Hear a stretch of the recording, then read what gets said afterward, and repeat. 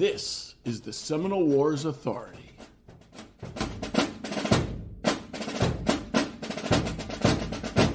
Hello and welcome to our third installment in Martial Matters of the Second Seminole War, Keeping and Bearing Arms and Militia Service.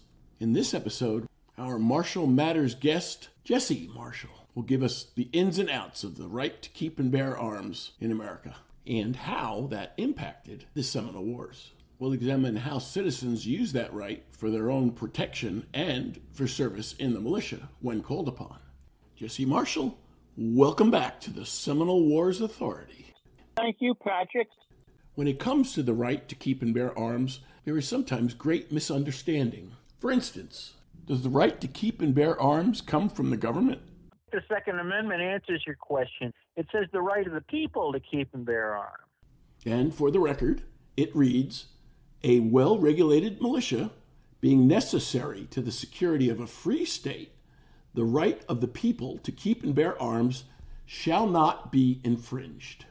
Yeah, it mentions the well-regulated militia, but then it says that the people have the uninfringed right to keep and bear arms. The presumption, obviously, is it's the same arms that were referred to in the militia clause. Again, for the record, Article 1, Clause 15 of the U.S. Constitution states, the Congress shall have the power to provide for calling forth the militia to execute the laws of the Union, suppress insurrections, and repel invasions. And then in Clause 16 it says, the Congress shall have the power to provide for organizing, arming, and disciplining the militia, etc. How is keep and bear arms framed today, and how does that contrast with understanding during the Second Seminole War?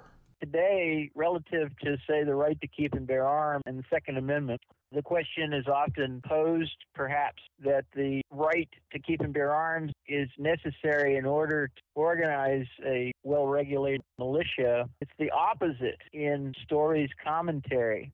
Joseph Story was a Supreme Court justice in the 1830s. He briefly relates the meaning of the Second Amendment. He points out that as the militia system is being abandoned or becoming more or less unpopular, and political parties in the various states and the federal government were declining to even enforce the laws on the books, Story's comment is that if the militia is allowed to languish, then how will we protect the right to keep and bear arms among the general populace? And again, today, the argument to be that the Second Amendment was that the people should have arms in order to form the militia, whereas Story's point is no, the militia is well regulated so the people can engage in their right to bear arms. And if the Second Amendment was repealed? If the Second Amendment were to be repealed from the U.S. Constitution, it doesn't change the constitutional provisions about arms among the public in the state constitutions. And of course, if all the states extinguish recognized right constitutions of their states, still doesn't mean the right is extinguished, you see. It just means that it's no longer in jurisdiction to the federal or the state government. The Second Seminole War is an example of when citizens needed to keep and bear arms for their own protection, because the war often came to their doorsteps. The public emergency in Florida required the federal and territorial authorities to employ the armed citizens of Florida in their citizen capacity to defend their property and so forth. And there were occasions in which there was no time for the militia to organize, respond to various attacks or raids. So it's not infrequent to find newspaper references, bodies of men, whether they were enrolled militiamen, teenagers, or otherwise exempt persons that were older than 45. In other words, just a mixed bag of would arm themselves and respond to raids in their neighborhoods and patrol and attack. They were largely doing it at their own behest, understood that it was a public action. How widespread was gun ownership or gun use in the 1830s? You'd be surprised at how by the 1830s there was a significant number of urban Americans and even a lot of country people were too poor to own a gun. And that was a complaint even in the western districts that a lot of the pioneers didn't have weapons. You see, we've been manipulated in a sense, I believe, by movies. We have artwork that shows Daniel Boone walking through the Cumberland Gap and he has a rifle on his shoulder. And yes, the rifle was important, but it wasn't universal. A lot of the poor people still didn't have a gun. The because guns were expensive. And then you had to buy powder and ball. And if you were a poor person who did not engage in market agriculture, you just were engaged in, you just grew enough food to feed yourself and your family, and you didn't have any cash, then if you didn't need to get one. I'm not saying that gun ownership was rare, but I don't believe it was quite as universal as our ideas suggest. What was the expectation for keeping and bearing arms in the Florida Territory during the Second Seminole War? During the Second Seminole War, we have innumerable cases that are similar, because literally every settlement, every settler would be wise to have a gun. So the Seminole became very adept at raiding the farms. It was not infrequently the case that they met resistance by citizens of all ages and all colors. There's even a reference to a slave shooting some Seminoles in the Alachua district, I believe about 1840. I think he was hunting, and the Seminoles were evidently approaching a farm, and he ambushed them. The territorial authorities encouraged all the local citizens in Florida to not only arm themselves, but to fortify their home.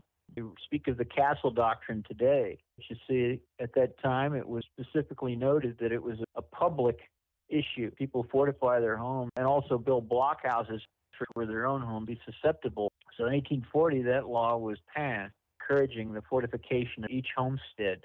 What type of firearms registration was required during the Seminole Wars?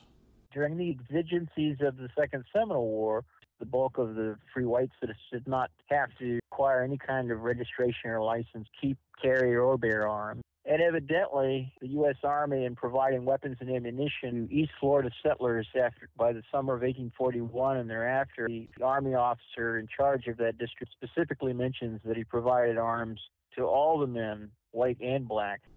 How much civil violence was there during the Florida Wars, and how did an armed citizenry play an essential role?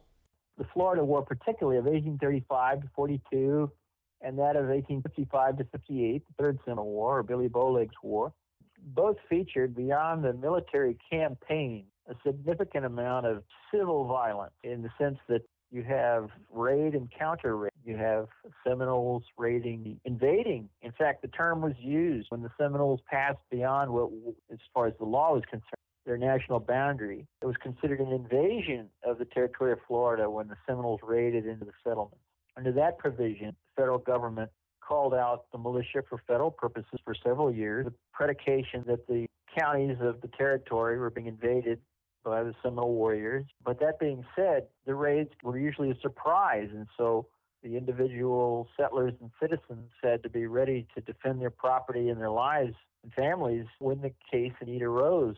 In that condition of affairs back then, with a scattered population, lacking means of immediate and easy communication, or even mobilization, it was frequently the case that small groups, informal groups of settlers had to organize themselves in the manner of a militia, much like the partisan corps in the Revolution. They had to mimic the militia to organize a force to contend against raids and so forth. We have to look at the Seminole side, too.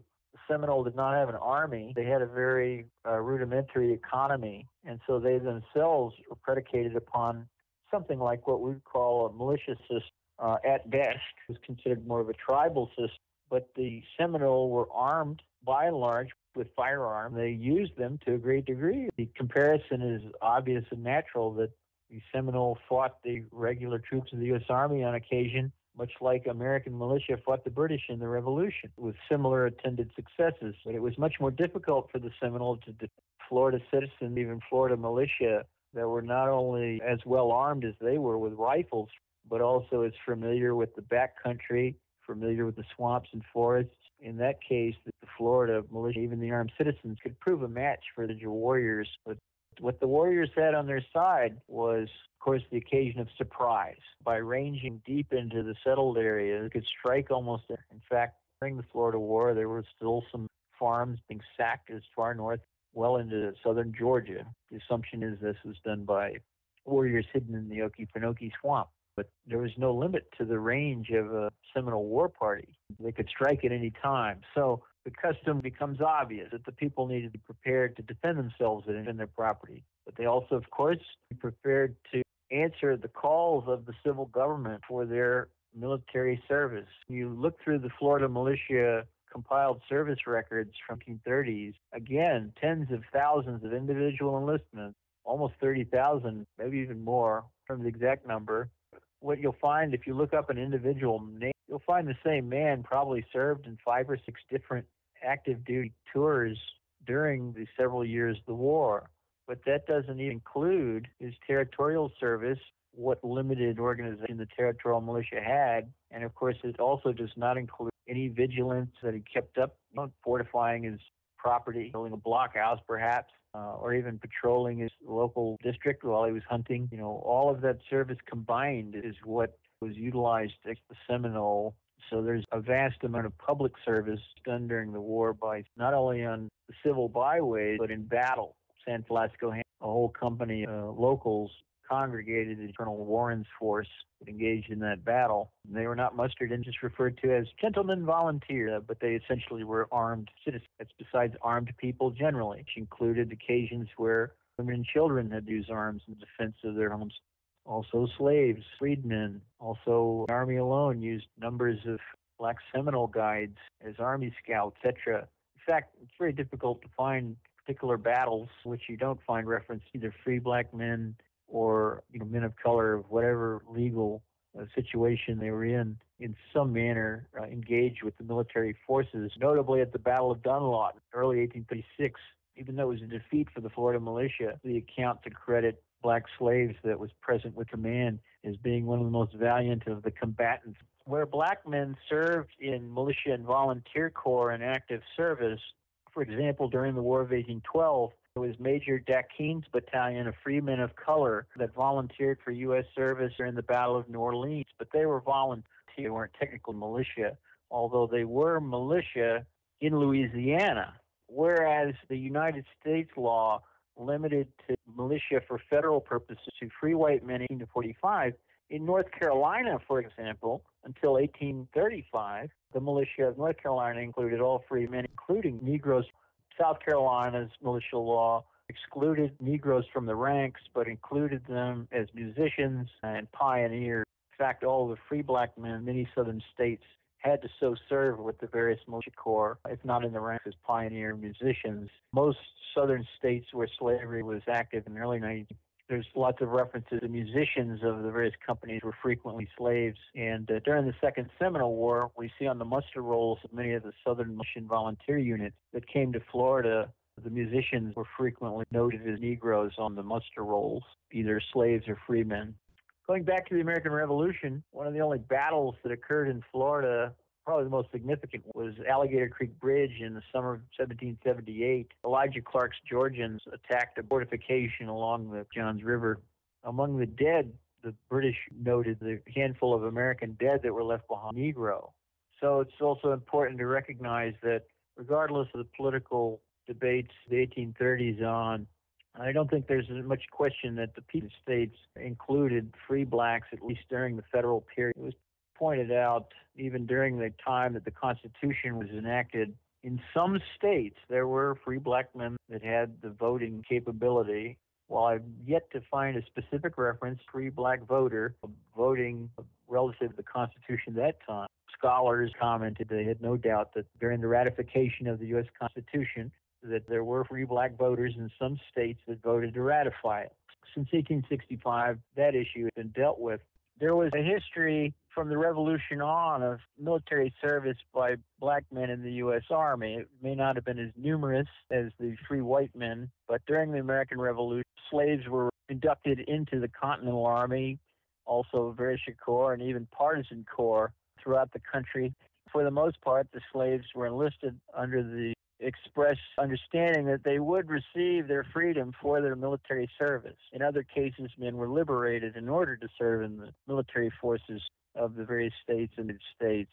It was accepted that slaves had the capacity to bear arms, and in general, the volume on the laws of slavery and bondage in the United States by John C. Hurd, published in 1858, which basically is a compilation of all the various slave codes of the various states over time, demonstrate that chattel slavery was such that individual slave was understood to have the capacity, but the government didn't cognize them. Instead, their rights were cognized in the form of passing laws binding upon the slaveholder. For example, would be laws that stated that slaveholders had to provide a minimum amount of clothing to their bondsmen each year, et cetera, et cetera. So I bring this up because in the case of Florida, the territorial government didn't have the jurisdiction to arm slaves, but instead it did have jurisdiction to pass a law, have slave owners arm them.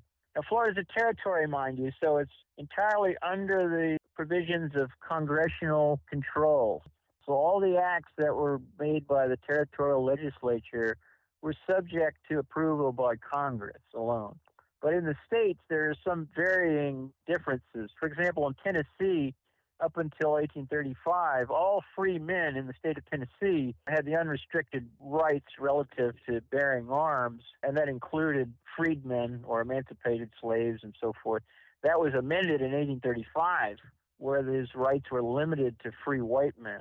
Similarly, in North Carolina, up till 1835, free black men served in the militia, in the ranks even, rather than just as militia drummers and musicians.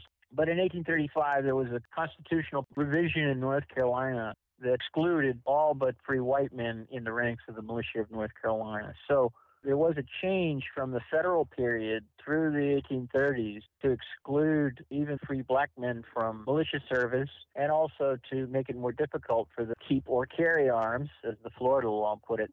They had to be licensed in order to do so by a local magistrate. What were the requirements in Florida for keep and bear arms and or for militia service? Territorial law required every free white man within the territory, 1845, to enroll with his local militia company, and the law required you to have a firelock weapon, although the territory did allow you had a shotgun, nothing more than shotgun. You could appear at muster with a shotgun, and that would be accepted. The descriptions we have from the time, including the excellent volume Cracker Times and Pioneer Lives, edited several years ago. Right, James Denham and Cantor Brown Jr. That excellent volume testimony there mentions that the average Florida citizen, considering the nature of the sparse settlement, always rode around with his rifle or his shotgun wherever they went. Mentions going into, say, a confectionery or a grog shop, the fellows would lean their guns on the outside to go in and so forth, common courtesy. With regard to the right to keep and bear arms, were Florida's territorial laws much different from state laws? Florida was a territory during the 20s, 30s, and early 40s.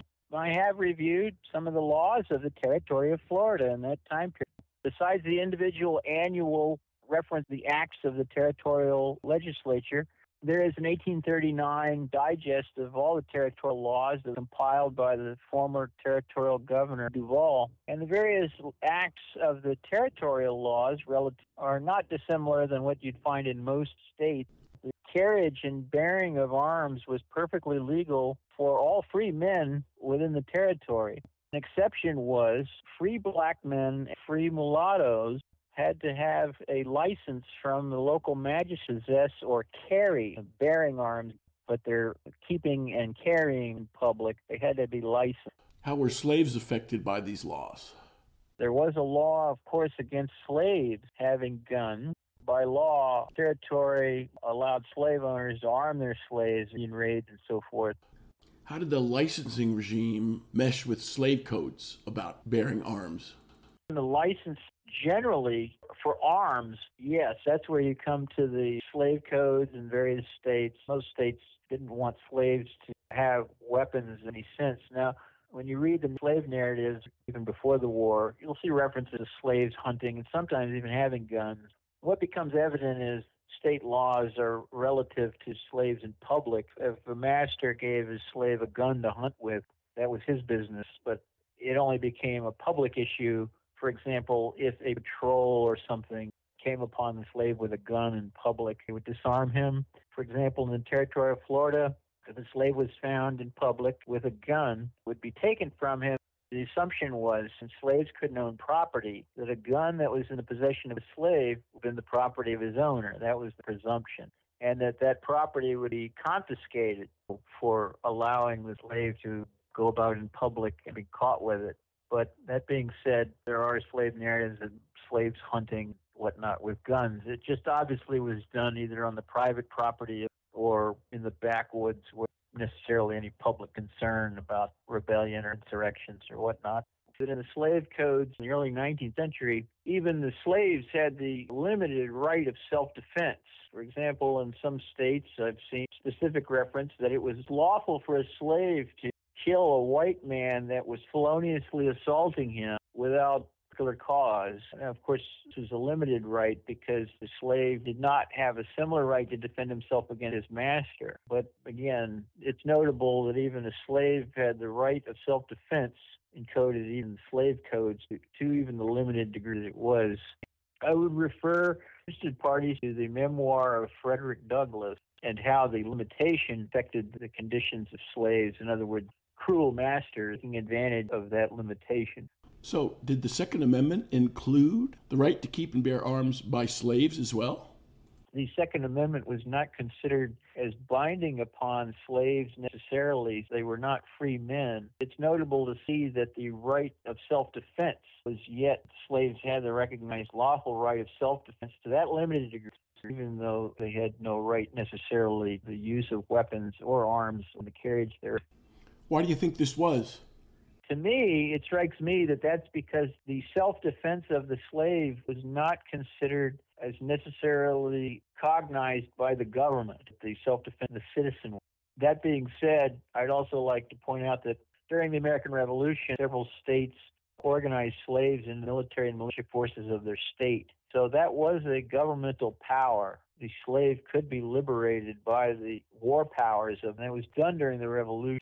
So, a slave's liberation through war service was cognized by the states, even at the time of the nation's founding? During the ratifying debate in Virginia particularly, it was pointed out that the specific writing of the Constitution made it clear to them that the people of the United States were delegating to the federal government by its ratification that the people of the United States could liberate slaves through the war powers of the government. This was admitted even by the then governor of Virginia. Right, Patrick Henry, who said he smelled a rat and refused to go as a delegate to the Constitutional Convention. That power was subsequently enacted during the 1860 Emancipation Proclamation, effective January 1st, 1863. The federal government did employ war powers to essentially liberate the slaves, although it was only in effect for those that were in what the federal government considered rebelling states. It was only with the 13th Amendment after the war that slavery universally went away with. But that being said, it's important to notice that the war power and individual potential for rights of the slaves were recognized. Through the war power, the slave could be converted to a free man without the permission of the slaveholder. That was recognized and was a powerful method by which the death of institution of slavery was announced through those war powers. That was a constitutional war power. We'll take that from Patrick Henry. Mr. Henry was not enthusiastic about that because he felt that that war power somehow might be used against the southern states. Jesse, we've talked about who can carry. How about what they can carry? Were all arms acceptable for open carry?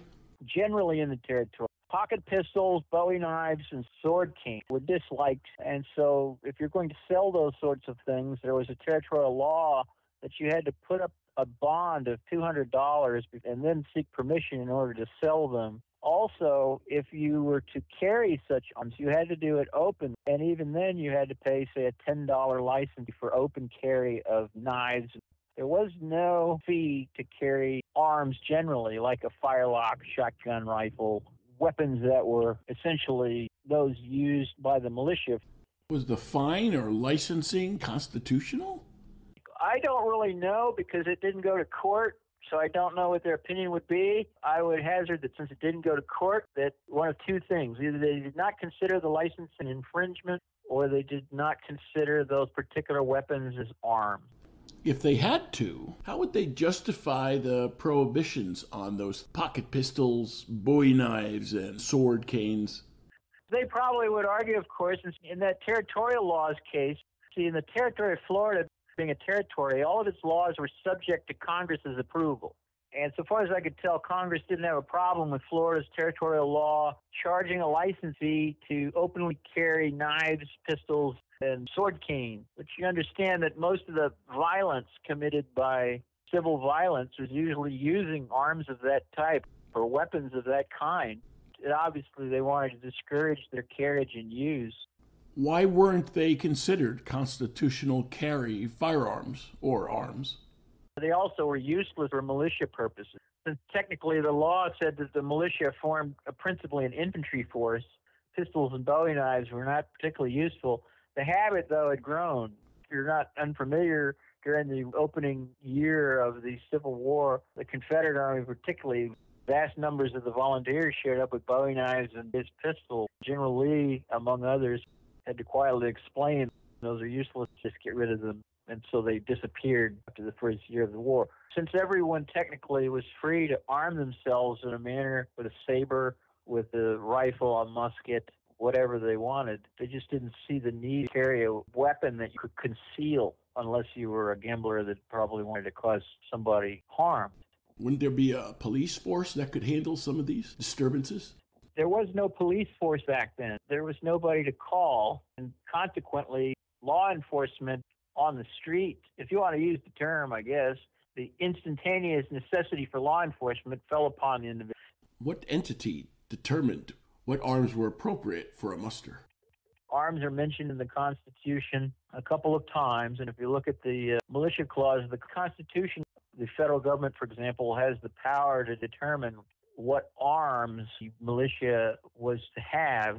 And you look then down at, well, what does the militia do with these arms? Well, it repels invasion, enforces the laws of the Union, and it resists insurrection. Well, obviously, you see that the militia is designed as a single force that has a multitude of purposes. You can see that arms or whatever serves those three purposes. So there might be particular weapons that the militia could use to suppress an insurrection, like riot equipment in the modern era, correct? But that riot equipment would not be suitable to repel an invasion, would it? Suppose you could argue that there could be specific arms for specific purposes, but it strikes me that the conception at that time was that arms were the particular weapons that was all of those purposes. In other words, and I say this because the 1792 law only required the militiaman to have a single arm. It didn't say he had to arm himself with three different arms for the three purposes of the militia. It said he had to have a single one, and it was essentially identical or superior to the common military arms of the time, because a rifle was considered superior to a common musket, and it was, in a sense, used in a different way tactically. If you arm yourself with a common weapon that would be useful for the militia to repel a foreign invasion, then certainly that same militia would be capable of suppressing insurrection and enforcing the law with those same military arms. As far as keep and bear arms and militia, how did the law work in practice?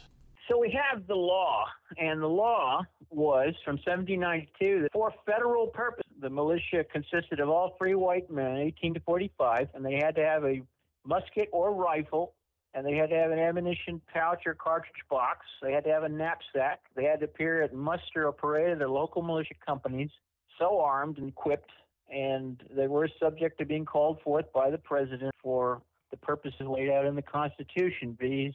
Repelling invasion, resisting insurrections, and enforcing the laws of the Union. Now, the individual states had generally the authority over the same militia. They had to organize and arm them in the manner that the federal law required and see that they were so. Some of the states were better about overseeing that than others. From various readings, it appears that Massachusetts, hands down, was the foremost in organizing its militia according to the federal laws and its own state laws. South Carolina may be coming in second. Most of the states fell somewhere well below those standards. As the population of the United States increased to the early 18th century, the number of weapons as well. From 1808, the federal government recognized it would be better if there was a better standardization among the militia's weapons rather than just the hodgepodge of Revolutionary War relic, hunting guns, and whatever else have you. From 1808, the U.S. government spent something less than $250,000 a year to procure muskets, rifles, artillery, and distribute it to the various states for the use of their militia. The states could, of course, stockpile those arms for active duty state service, or they could distribute them to the various militia companies. You'd have, say, certain incorporated militia companies of volunteers who would have their own armory, keep state weapons at their armory. There are other cases, perhaps, where the guns were were distributed to the members of these militia corps. But by and large, a lot of the stuff was stockpiled, most needed. And the consequence was that at your average militia muster, the men would show up, if not according to the letter of the law, would try to show up according to the spirit of the law, because the militia incorporated everyone, from the wealthy to the poorest. You'd have men show up that had no property to speak of, and so having a gun wasn't going to be useful to them. So fellows like that might show up with a cornstalk in lieu of a musket or a rifle. And the intent of most state laws was that if you did that, you could do that, but you would have to pay a fine for having showed up without the weapons.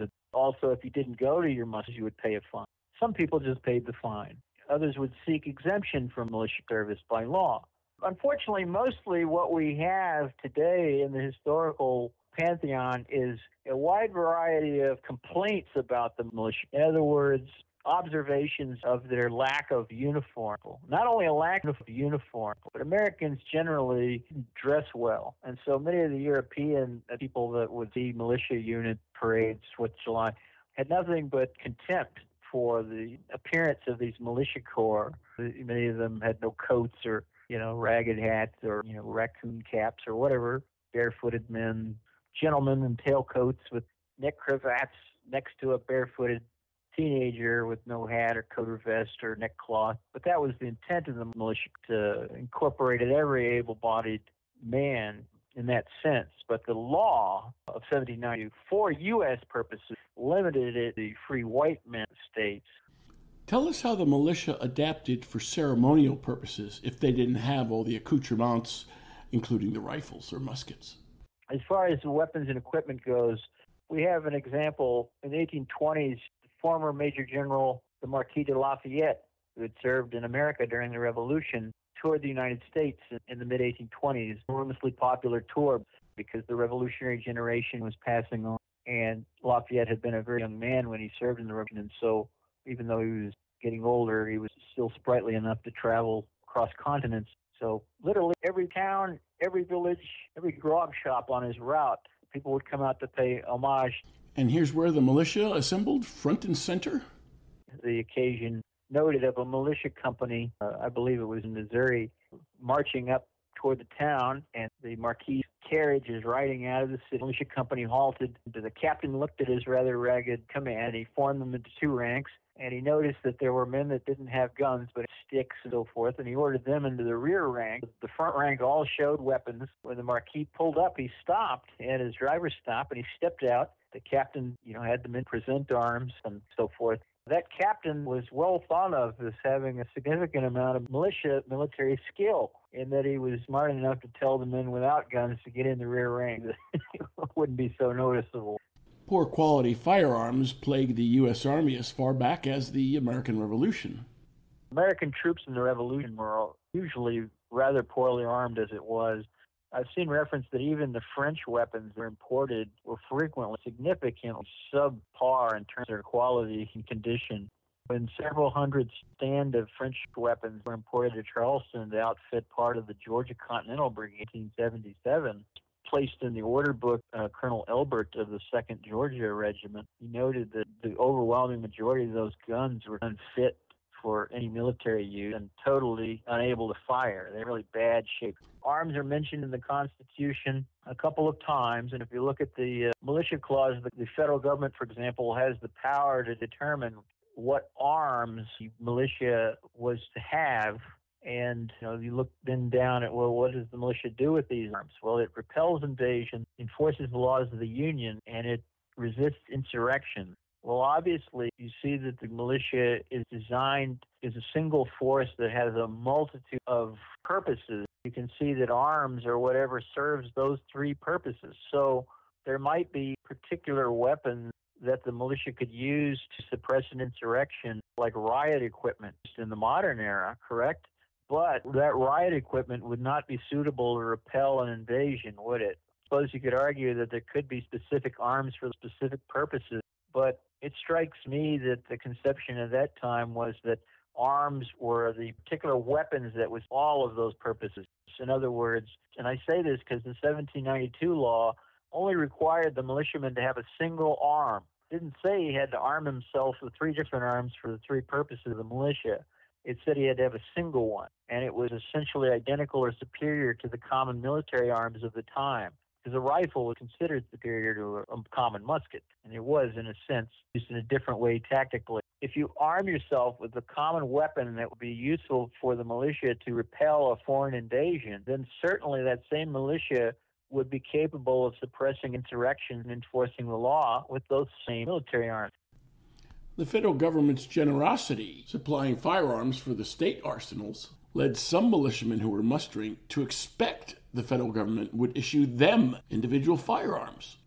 There was confusion on that score. Again, from 1808, the federal government provided a certain number of federal weapons to the states based on their militia population that were enrolled and organized.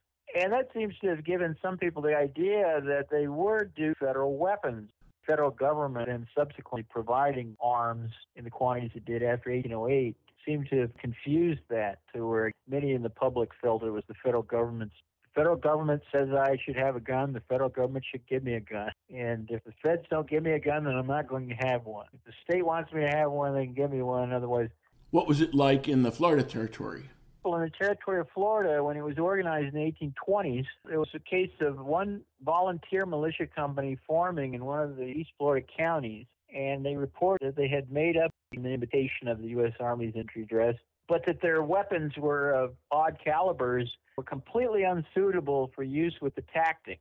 In other words, they had a mixed bag of shotguns, fowling piece, and whatever, and consequently, they couldn't use them with effect to do the manual of arms that are in the tactics. So they were requesting that the territorial governor request muskets for them from the United States. And, of course, the territorial governor had to inform them that, well, the United States doesn't provide weapons on request. That's not how it works. Now, at the present time, today, many National Guards, if not all of them, employ federal weapons to a degree. But the distinction there is that the modern National Guard is a twofold force. The individual personnel and the unit they belong to, a part of the U.S. Army's reserve forces, essentially, besides being the organized component of the state militia. Didn't have that dichotomy 200 years ago. What did the law say about an armed militiaman? The militiaman, by law, he had to have a weapon. There was no references to how he got it. There was no requirement that you purchase, no requirement that you make one. It just said that you had to have one. If you didn't, you're subject to paying a fine.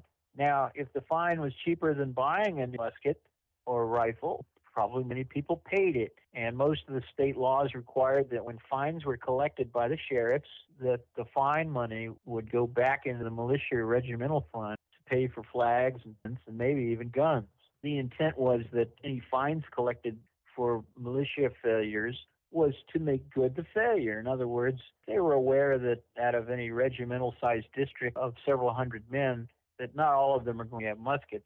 But if a certain number of those people don't muster, or they muster without the requisite weapons, and they all pay their fines, and potentially over a period of a few years, there could be enough money to buy guns.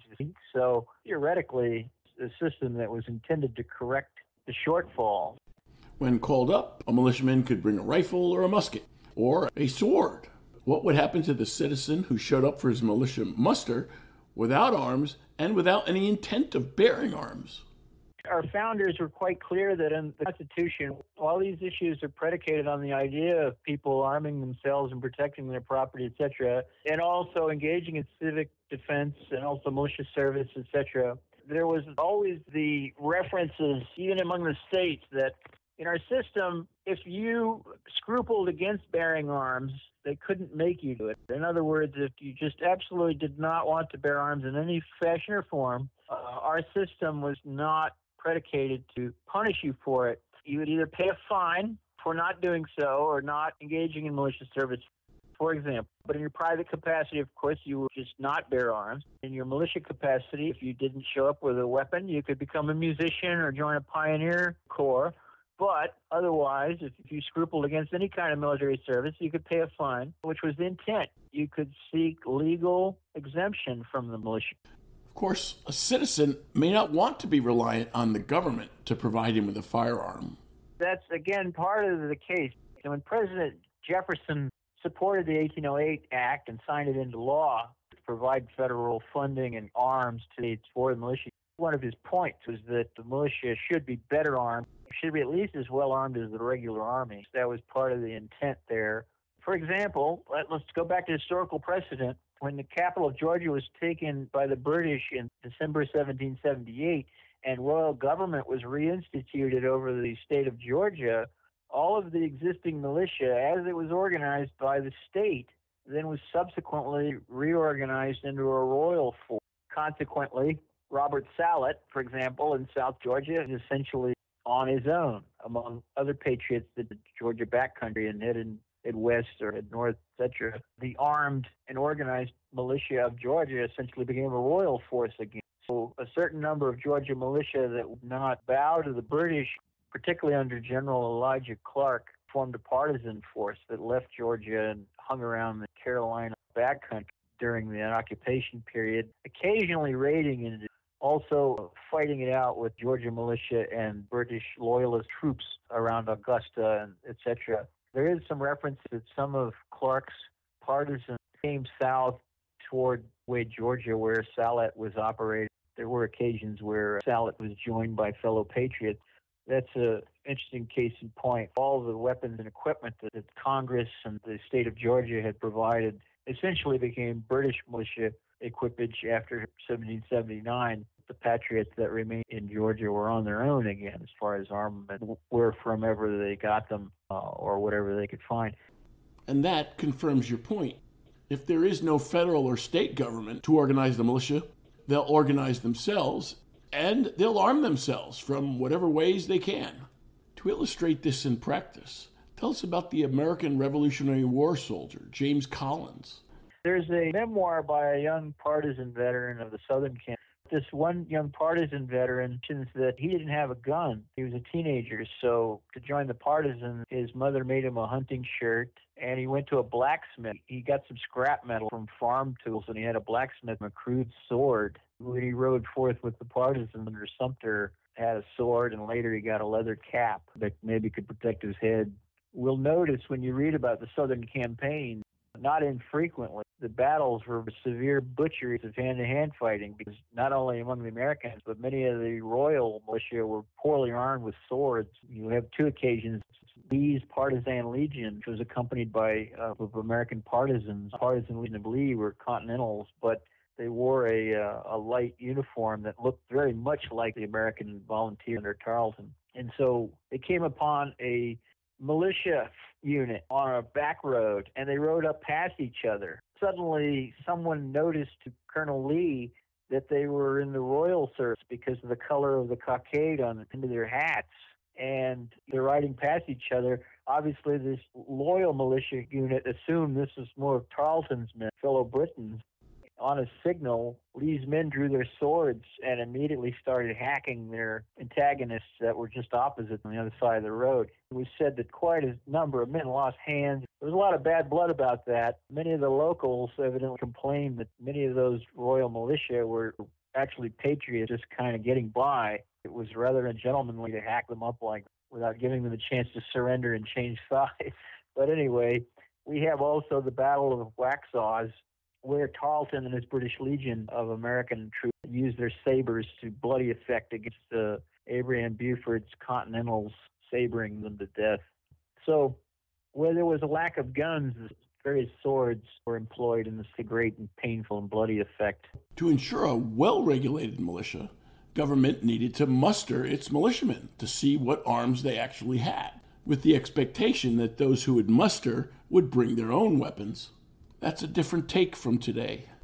We come full circle to Justice Story's comment. Opposite of today's rationale, his view at that time in the 1830s, while the general universal militia system was falling into political disrepair, his concern was, he's reflecting, I think, the larger view of the majority at that time of public men that were constitutional scholars. His concern was, well, if we don't have the well-regulated militia system and enforce it, how will we ensure that the people are armed? And so, again, that's the opposite of the modern take which is, well, the people had to be armed in order to form the militia. Well, that's the modern view. And again, back then in the 1830s, the right to keep and bear arms, the intent was that it would be employed by the larger part of the citizenry. And understand that at that time, since most men were in the militia and you had to muster, and when you mustered, you had to come with a weapon. You had to come with the arms that were required. Well, when you mustered, it was usually by county and by, for example, in the territory of Florida, most counties comprised a single regiment. So the 10 companies of the regiment would divvied up by district. You know, like today we have school districts. Then they had a militia company district called a beat. So you had a company day. So everybody in your village or immediate neighborhood would show up for their militia musters, and you're all armed. You're all armed like soldiers, practically, in conformity with the law, so that you knew that your neighbors were armed. Your local banker is the first sergeant, and the greengrocer is the captain. Your file partner is the neighbor you've been feuding with over a property dispute for the last 5 years, you see? But you're all armed, and you all know it. Point back then was arms control meant nothing. Gun control meant nothing then in that sense. What was important was the control of the citizen. The citizen learned civics through the militia system because, again, the militiaman comes out with whatever weapons he had. He could borrow a gun, he could bring his own, he could, etc. Or if he was in a certain unit, he might receive a government one.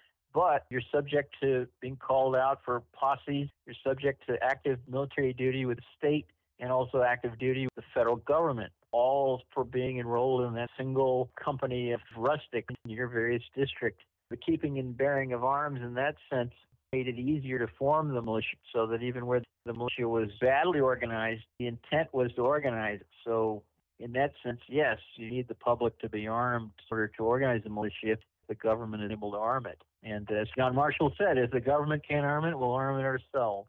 The federal government requires militiamen who muster to carry firearms. But as we've established, the federal government didn't necessarily promise to issue those firearms for the militiamen to carry, nor did it specify what firearm was appropriate, although the states might add a requirement. And the federal government said you had to have at least a musket or rifle. It didn't mean that the state and its laws, the state technically was the one that regulated the militia. The federal constitution only gives the federal government the authority to actually govern the militia that's in federal service while it is in federal service. And it was understood that that meant like following the articles of war, mean necessarily following the regulations of the Army. At the state level, the states could pass laws that require even superior arms, superior to those that what the federal government required. To give an example, in the territory of Florida, as I mentioned previously, the territorial law allowed the militia to muster common shotguns. They could muster with rifles or muskets, but common shotguns would be allowed for common muster. Offhand, one would say, well, that seems to contradict with the federal law of 792 that requires a musket or rifle very specifically. It doesn't necessarily contradict it because it says you should have a musket or a rifle, but it's for the territorial purposes you can have a shotgun. And what we find during the Second Seminole War is that shotguns were much preferred as a weapon, nature of the combat and patrolling here in Florida. For example, the U.S. government purchased hundreds of shotguns due to various commands to use on patrol in Florida. The dragoons who carried Hall's rifled carbines, according to Private Lynch, many times on patrol, they preferred to carry common muskets. They could fire buckshot out of its smoothbore barrel, like a shotgun. The Seminole were usually on the scene and fired from ambush. A shotgun was considered a valuable weapon for Florida's environment. In that sense, the shotgun was not a stopgap weapon as far as meeting the federal requirement. It was actually a superior weapon for use in the Florida environment. So the territorial law allowed shotguns. And besides that, most shotguns or fowling piece could fire a musket ball as well. Technically, you could argue the point if you're a barracks room lawyer that, well, it fires a musket ball. So that's something to keep in mind as well. The state perfectly free to establish specific laws relative to the arms of their militia. And this is evident, too. Besides the constitutional provision that allows the federal government and Congress particularly to provide for the arms, the discipline, and the organization of the militia of the states, the federal law of 1792 recommends a particular organization, militia, and the companies, battalions, regiments.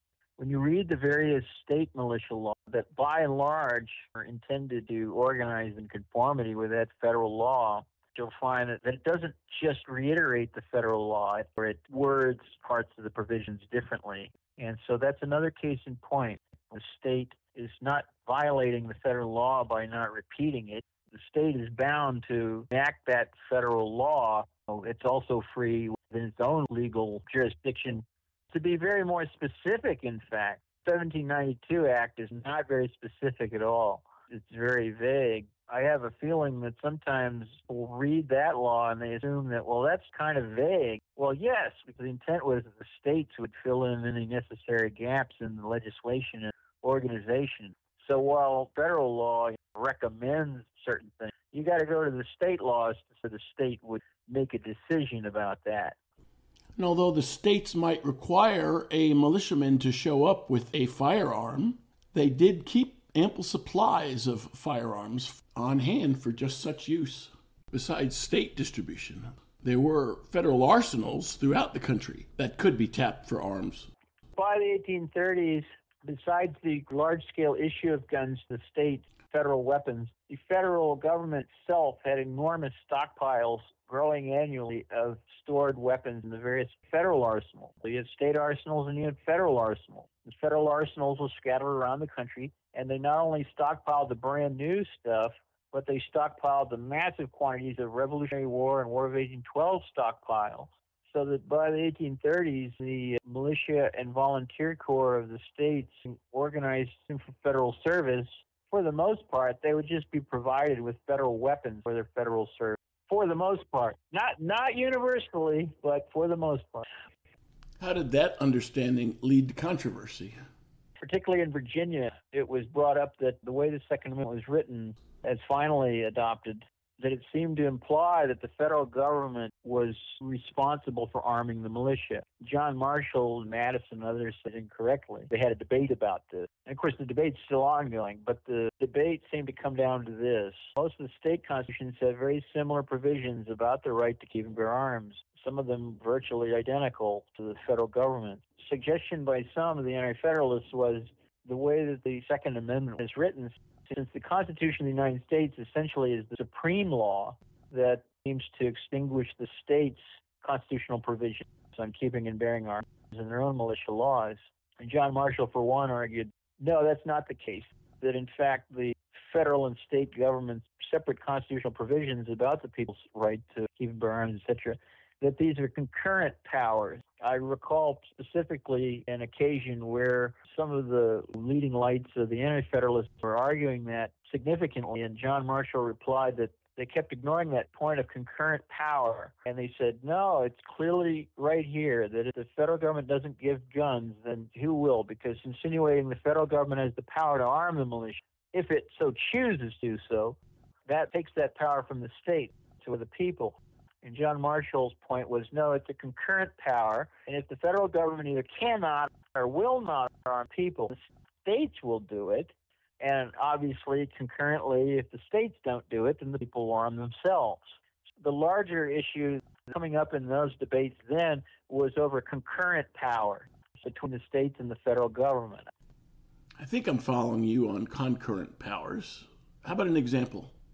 It's obvious to everyone that the states and the federal government have a concurrent power over taxation, right? If the federal government wants to tax cigarettes, perhaps it can. If the state wants to tax them as well, a separate state tax, then it can. So that's a concurrent power. And so Marshall thought it was worth arguing that point.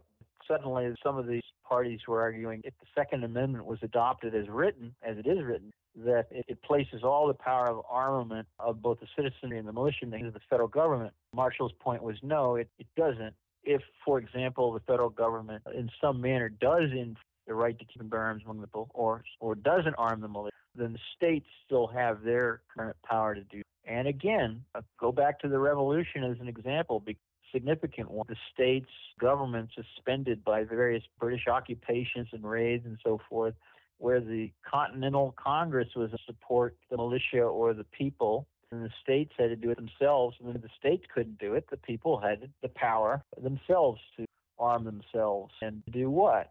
restore law and order, you see. That's the great distinction, because if there was a worst-case scenario where people under arms were not supported by the militia or the military or the federal government in any way, it is not that they didn't form a separate government. The intent is that they would restore civil government. Jesse, you alluded to this for the mustered individual. Militia service could be a civics education. Understand that at that time there were no police forces, not to speak of. There was the rudiments of police forces in some of the cities, but almost every larger town, smaller town, rural district, there is no police forces. You had the sheriff. If someone was resisting the laws of the state with force, the sheriff would call on the local militia company, and they would form a posse with whatever guns they had. If it was a shotgun or a rifle, didn't matter. As long as they were armed was the important point. On the federal level, if militia is called out to enforce the laws of the United States, say a U.S. Marshal, he could call on the same militia company or to fall in, and he could muster them into federal service to enforce U.S. laws. In the same mode, they could enforce state laws by the direct command of the governor. This is the militia system took the same man and put him in this situation. He is a citizen of the United States. He has the right to keep and bear arms as a citizen. But at the same time, he has, when called for, if he's within the laws, if he's 18 to 45 and he fits into the specific laws in force at the time, that same man would be subject to acting as posse comitatus when necessary for local law enforcement. He's subject to calling forth by the state, and he's also subject for active duty on the call of the president. A rather significant civics lesson just to be enrolled in the militia at the time. It's but cold iron. There's no one to wield it. Clearly, the Army is something of a public sword, too. It's interesting how he made that juxtaposition that the public sword, in other words, the public should be armed. You can have an army if you want, but consideration about an army is logistics, not necessarily its arms, weapons, fighting kit. And Hamilton himself studied logistics, or some of his personal notes are filled with commentaries about the horsepower of an individual soldier, how much food he can carry. Right? Even in the Federalist Papers alone, Hamilton posits about, when he's regarding them in the Second Amendment and the Militia Clause, Hamilton brings up generally accepted scientific maximum number of a population that contained as an army, proportionable to its general population. One of the things that struck me reading that was that offhand, the Second Amendment makes clear, and the Militia Clause alone, that a proportion of the American public isn't enough to defend the Republic in their view. The entire population is a party to it. Jesse, we've got much more to cover. For instance, what does it mean to say citizens of a free state? What does it mean to say that the right to keep and bear arms is supreme law? And how have the scholars weighed in? And how was the right to keep and bear arms an essential element of the Armed Insurrection Act of 1842? We'll cover that and much more in our next episode when Jesse Marshall returns. Jesse Marshall, thanks for joining us once again for the Seminole Wars Authority. Well, I thank you, Patrick. I hope that I've made comments that might actually be useful for your podcast and might be useful to some of your listening public. This podcast is copyright 2022, the Seminole Wars Foundation, all rights reserved. Find us on the web at seminolewars.podbean.com or seminolewars.us. Front and back bumper music courtesy of the U.S. Navy Band.